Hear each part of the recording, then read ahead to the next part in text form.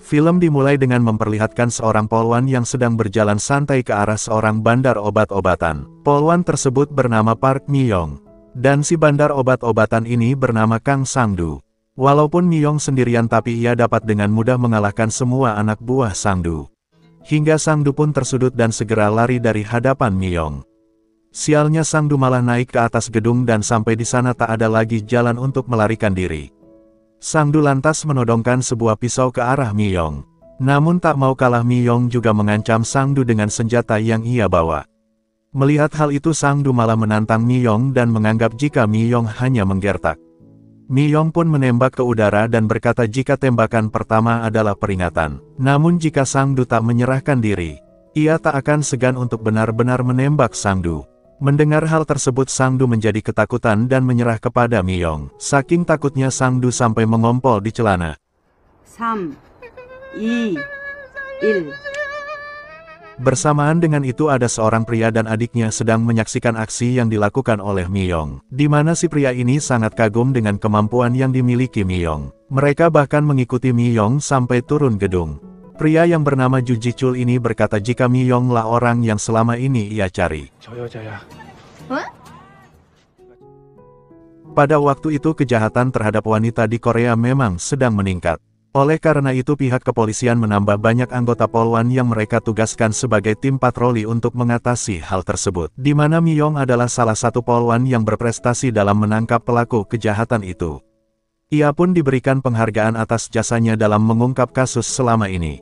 Setelah acara pemberian penghargaan selesai, Ji-chul datang ke sana dan memberikan Mi-yong sebuah bunga.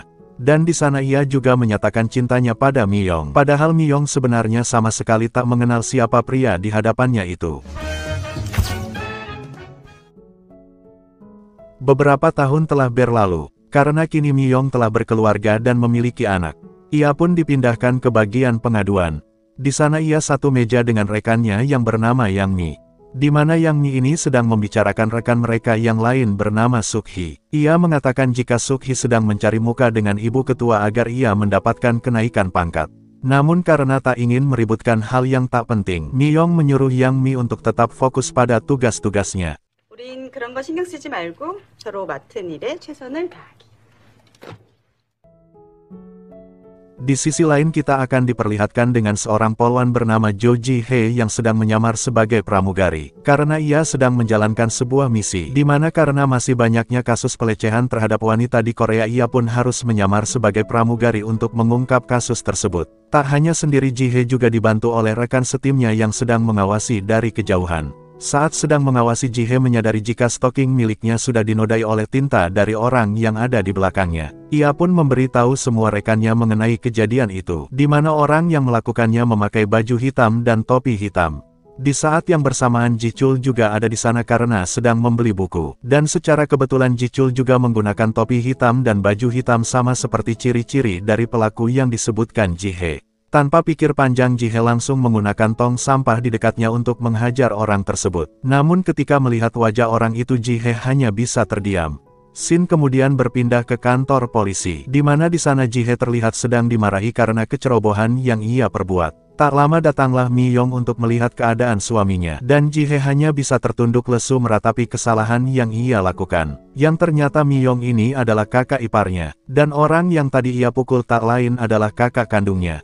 Sampai di rumah, perdebatan antara Ji-hee dan Mi-yong tak kunjung usai. Bahkan Ji-chul yang tak tahu menahu malah kena semprot. Dan kegagalan Ji-chul menjadi seorang jaksa juga diungkit dalam perdebatan itu.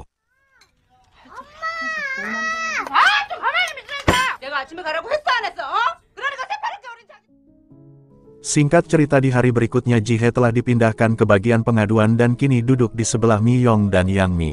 Beberapa saat kemudian, terlihat seorang gadis datang ke sana untuk membuat laporan. Namun gadis ini terlihat gugup dan meletakkan ponsel miliknya di tempat itu. Ia pun segera pergi dari sana setelah melihat beberapa pria masuk ke dalam. Melihat kejadian itu Mi-yong menduga pasti ada yang tidak beres. Ia segera menyusul gadis tersebut untuk mengembalikan ponsel miliknya. Namun tanpa ia duga, gadis ini justru malah menabrakkan dirinya ke mobil yang sedang melaju. Mi-yong dan Ji-hee segera memeriksa keadaan gadis tersebut sambil menyuruh seseorang untuk menghubungi ambulans.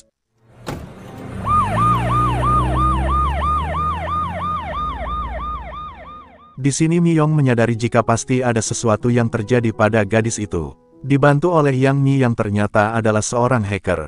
Mereka berhasil membuka kunci layar dari ponsel milik gadis itu. Dan betapa terkejutnya mereka ketika melihat ada sebuah link di ponsel itu yang menunjukkan sebuah video adegan panas yang menampilkan gadis tadi. Yang mana diketahui jika belakangan ini banyak terjadi kasus digital tentang penyebaran video dewasa yang diperankan oleh gadis-gadis muda yang ada di sana. Di mana Yang Mi menduga, jika gadis-gadis muda itu telah ditipu atau diperdaya oleh seseorang untuk mau melakukan hal tersebut. Dan menurut Yang Mi ada sebuah website yang memang mengelola video-video tersebut. Namun video itu tak langsung mereka publikasikan karena mereka harus menunggu 30.000 like terlebih dulu agar video tersebut dapat diunggah. Dan diketahui juga jika sebelum ini ada seorang gadis yang terjun dari atas gedung karena video pribadi miliknya telah tersebar dan disaksikan oleh banyak orang melalui website tersebut. Ji-hye pun kemudian pergi ke rumah sakit untuk meminta keterangan dari ibu sang gadis, di mana gadis itu diketahui bernama So-jin. Menurut ibu So-jin, putrinya tak ada alasan untuk bunuh diri. Bahkan ia mengatakan jika putrinya sampai saat ini belum punya pacar dan tidak memiliki masalah dengan siapapun. Ji-hye lalu melihat keadaan So-jin, di mana dokter yang merawatnya mengatakan jika ditemukan sebuah zat seperti obat-obatan terlarang pada darah So-jin, di mana si dokter menduga, jika So-jin telah dicekoki oleh obat-obatan tersebut.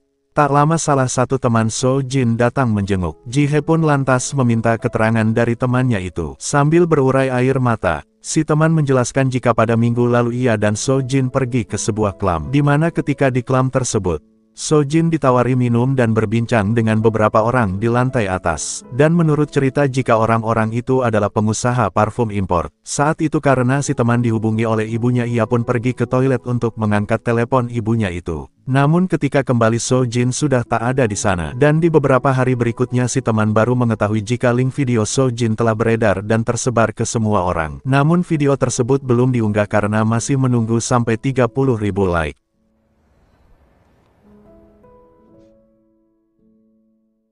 Sementara di kantor, Yang Mi dan Miyong terus menyelidiki website tersebut, di mana Yang Mi mengetahui jika alamat IP dari si pemilik web dan si penyebar video merupakan alamat yang sama. Di sana juga terdapat transaksi uang virtual, sehingga Yang Mi menduga jika situs ini dikelola oleh sebuah organisasi yang cukup profesional. Ketika tengah melakukan penyelidikan, ketua departemen datang dan menanyakan keberadaan Ji-hye. Namun dengan kompak Miyong dan Yang Mi mengatakan jika Ji-hye sedang sembelit.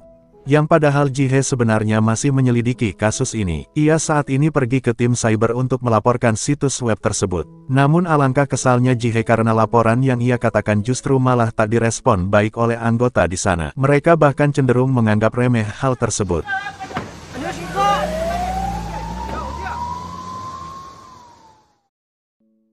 Ji-hye kemudian melaporkan hasil penyelidikannya hari ini pada Miyong. Jika tim siber tidak mau menindaklanjuti laporan yang ia katakan. Ji-hye juga menceritakan diagnosa dokter yang mengatakan jika di dalam darah So-jin ditemukan zat seperti kandungan dalam obat-obatan terlarang. Karena tak mendapatkan dukungan dari kantor dan tim yang lain, Miyong memutuskan jika kasus ini mereka bertigalah yang akan menanganinya. Kemudian Yang Mi pun mulai menyelidiki kamera pengawas yang terdapat di setiap sudut kota, yang mana akhirnya mereka berhasil menemukan keberadaan So-jin saat itu. Dan terlihat jika So-jin diajak oleh seorang pria pergi dengan menggunakan sebuah mobil. Hingga akhirnya mereka mengetahui jika mobil tersebut pergi ke sebuah hotel. Dengan cepat Ji-hye segera pergi ke hotel tersebut. Dan dari penjaga hotel Ji-hye mendapatkan informasi jika kasus pengintipan terhadap wanita belakangan ini memang marak terjadi. Hal itu disebabkan dengan kecanggihan dari teknologi yang ada saat ini. Karena kamera sekarang sudah banyak yang canggih. Mulai dari yang berbentuk pena,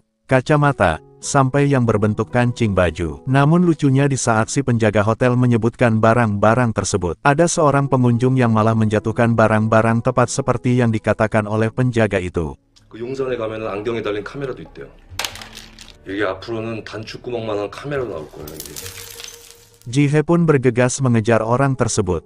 Sementara di kantor, Miyong yang mengetahui jika adik iparnya itu sedang mengejar pelaku ia pun pergi dari sana untuk membantu Ji-hye. Dan dengan bantuan Yang Mi, Ji-hye berhasil mengetahui kemana arah pelaku tersebut pergi melalui kamera pengawas yang ada di setiap sudut. Namun meskipun begitu Ji-hye masih kalah cepat dari pelaku tersebut, karena si pelaku melarikan diri dengan menggunakan otopet yang ia rampas. Dan disitulah Miyong datang bagaikan seorang pahlawan dan langsung menangkap pelaku.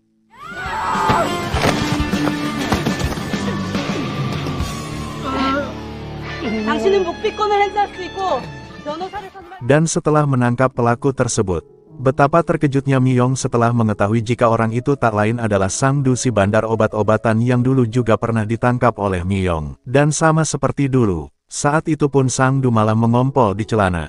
Tobat sebagai bandar obat-obatan, Sang-du ternyata beralih profesi sebagai tukang intip. Di sana, Miyong menanyakan hal-hal yang berkaitan tentang kasus pelecehan yang terjadi belakangan ini. Di mana menurut Sang-du, ketika ia melihat video tersebut, terlihat jika korban dalam keadaan sadar dan mau melawan tapi tidak bisa melakukan apapun. Hal itu dapat terjadi karena si korban diberikan sesuatu seperti obat-obatan, yang mana diketahui jika baru-baru ini ada obat baru yang beredar, di mana obat tersebut dimasukkan ke dalam sebuah parfum impor, dan parfum itu bernama parfum ajaib, dan jika disemprotkan parfum itu dapat membuat orang yang menghirupnya menjadi hilang kesadaran bahkan sampai lumpuh sesaat. Sang-du menduga jika ini dilakukan oleh sebuah sindikat yang salah satu anggotanya mempunyai tato ular di tangannya. Sang-du juga mengatakan jika mereka ingin mendapatkan parfum tersebut, mereka bisa mendapatkannya di belakang masjid yang ada di Itaewon. Ada salah satu tempat tato di sana yang menjual parfum itu.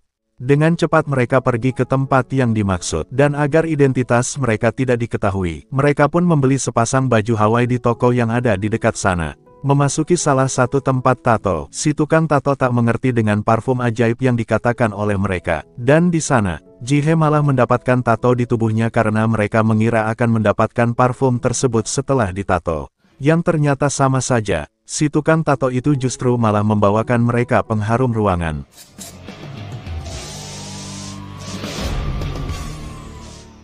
Sempat akan menyerah, tapi di seberang jalan mereka kembali menemukan sebuah tempat tato. Tanpa buang waktu mereka pun pergi ke sana. Namun kali ini ketika mereka menyebutkan parfum ajaib, si tukang tato itu langsung mengerti dan segera pergi untuk membawakan parfum tersebut. Tapi orang itu justru malah datang dengan senjata api serta mengajak semua anggotanya. Dan termasuk salah satunya adalah si penjual baju Hawaii, yang ternyata dialah yang memberitahu siapa sebenarnya Ji-hye dan Miyong ini.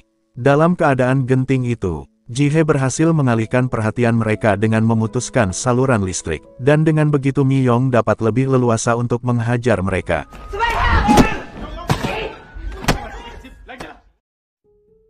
Namun karena kejadian itu, Miyong dan Ji-hye justru malah diamankan ke polsek setempat. Beruntung tim mereka datang ke sana dan memberitahu polisi yang bertugas jika yang mereka tangkap itu adalah polwan yang sangat disegani, yaitu Park Miyong. Ji-chul juga ternyata datang ke sana untuk melihat keadaan istrinya.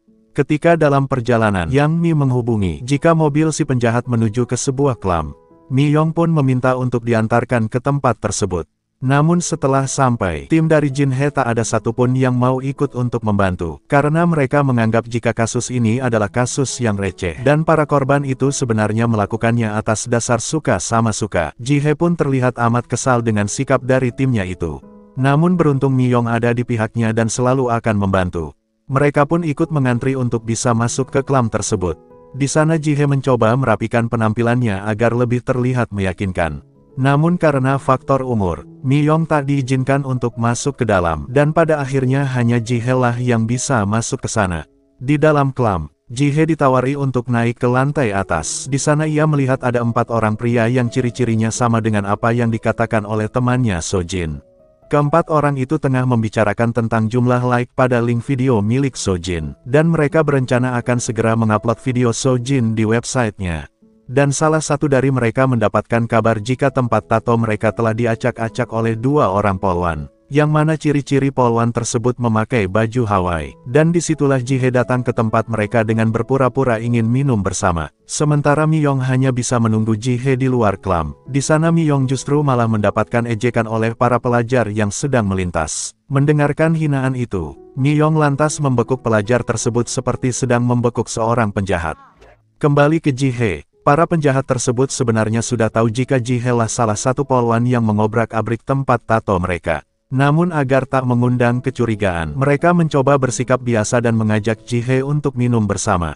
Di sana, Ji-hye juga melihat tato ular di tangan salah satu dari mereka sama seperti yang pernah dikatakan oleh Sang-du. Namun beberapa saat kemudian, Ji-hye malah terkecoh dan salah satu dari mereka berhasil menyemprotkan parfum tersebut pada Ji-hye. Sementara di luar, Mi-yong yang masih menunggu, ia melihat jika Ji-hye yang tak sadarkan diri sedang dibawa oleh para penjahat itu. Namun baru saja ingin mengejarnya, si pelajar yang tadi dibekuk oleh Mi-yong datang dengan membawa geng mereka. Geng tersebut ingin memberikan pelajaran pada Mi-yong karena telah berlaku kasar pada anak buah mereka. Namun mudah sekali bagi Mi-yong untuk melumpuhkan geng tersebut. Setelah itu segera Mi-yong berlari untuk mengejar Ji-hye. Di tempat lain, Ji-chul tak sengaja melihat mobil yang membawa adiknya melintas di depannya. Ia pun mengambil motor milik seorang kurir dan mengejar mobil tersebut. Di tengah jalan Ji-chul bertemu dengan Mi-yong dan menyuruhnya untuk segera naik.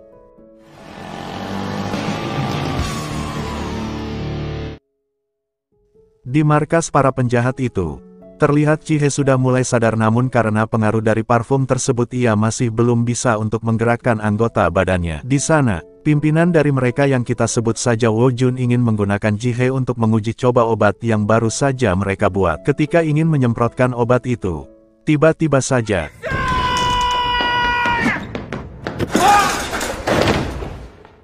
Mi-yong pun segera beraksi untuk menghajar mereka. Namun ketika menghadapi Wo-jun, terlihat Mi-yong agak kesulitan karena Wo-jun ternyata juga ahli bela diri. Saat ingin menghabisi Mi-yong yang sudah tak berdaya, salah satu rekannya mengatakan pada Wo-jun jika mereka harus segera pergi dari sini karena pihak kepolisian sudah mengetahui tempat ini. Setelah tersadar, Mi-yong, Ji-hye dan Ji-chul mendapati diri mereka telah terikat, dan di sekeliling mereka ada kobaran api yang siap menyambar mereka. Pada saat genting seperti itu, Mi-yong menyuruh untuk menggesekkan tali yang mengikat mereka ke tiang lemari. Dan dengan usaha yang sangat keras mereka berhasil lepas dari ikatan tersebut dan pergi dari sana. Keesokan harinya, ternyata semua kerja keras mereka sama sekali tak dihargai. Ji-hye dan Mi-yong justru malah mendapatkan surat pemecatan. Ketika Ji-hye dipecat karena membela hak perempuan, rekan setimnya justru mendapatkan promosi kenaikan pangkat. Melihat hal tersebut Ji-hye menjadi sangat muak dan ia melemparkan sebuah borgol ke arah TV. Di sana Ji-hye meluapkan semua kekecewaannya pada rekan-rekannya. Di mana ia merasa malu melihat polisi seperti mereka yang lebih mementingkan prestasi serta promosi jabatan dibandingkan dengan melindungi harga diri dan warganya. Karena sudah dipecat, Ji-hye kemudian mengambil senjata di pinggang ketua timnya dan menodongkan senjata tersebut ke anggota kawanan penjahat itu dan menanyakan di mana keberadaan pimpinan mereka. Di saat itulah kapten tim yang sedari tadi pura-pura tidur kemudian bangun dan memuji pendirian Ji-hye. Penyelidikan pun akan dilanjutkan dan kini semua tim akan bergerak untuk ikut membantu, serta Ji-hye tidak jadi diberhentikan sebagai polisi. Sama seperti Ji-hye, Mi-yong juga ternyata tidak jadi diberhentikan. Ketua tim itu tahu jika Mi-yong adalah seorang anggota polisi dengan kemampuan luar biasa. Ia juga mengatakan jika Yang Mi sebenarnya adalah anggota intelijen. Si ketua juga meminta Mi-yong untuk menyelesaikan kasus ini sampai tuntas.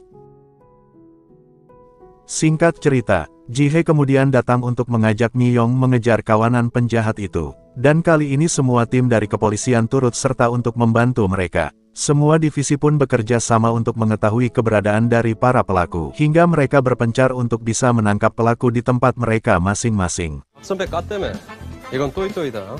어? 이건 지우자.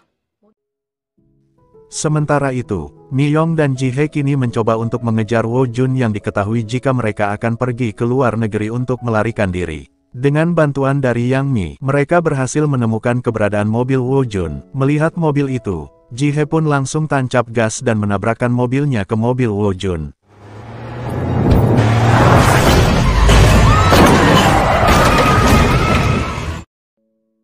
Namun ternyata, mobil Wo-jun yang sangat kuat membuatnya tak terluka dan langsung melarikan diri. Hingga aksi kejar-kejaran di antara mereka akhirnya terjadi. Dan pada akhirnya aksi kejar-kejaran itu akhirnya berhenti di sebuah gang. Di sana, teman dari Wo-jun berhasil dilumpuhkan oleh Mi-yong. Namun Woo-jun malah masuk ke sebuah gedung dan langsung dikejar oleh Ji-hye. Di dalam gedung terlihat Ji-hye yang kehilangan jejak dari Woo-jun. Namun justru malah Mi-yong lah yang berhasil menemukan Woo-jun. Dan final round antara Mi-yong dan Woo-jun pun tak bisa terhindarkan lagi. Namun tetap saja, Mi-yong tak bisa mengimbangi kemampuan Woo-jun.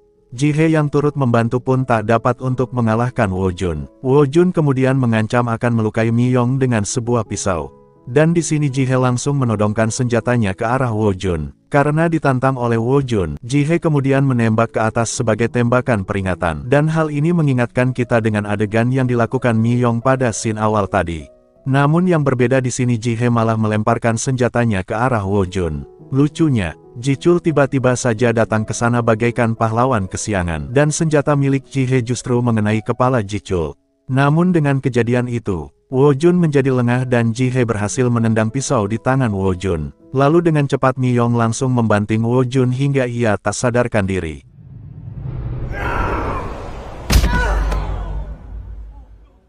Dan pada akhirnya Woo-jun pun berhasil dilumpuhkan dan diamankan.